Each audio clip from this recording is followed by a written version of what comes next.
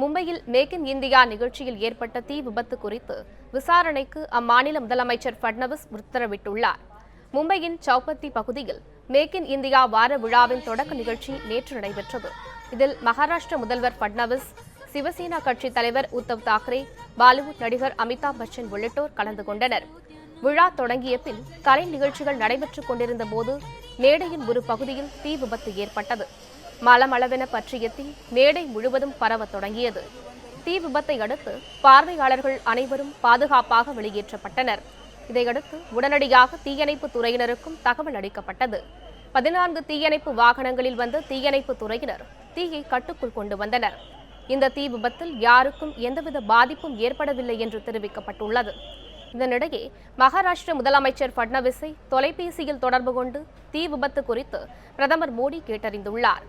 இந்த விபத்து குறித்து விரிவான விசாரணை நடத்துமாறு மும்பை காவல்துறையினருக்கு முதலமைச்சர் பட்னவிஸ் உத்தரவிட்டுள்ளார்.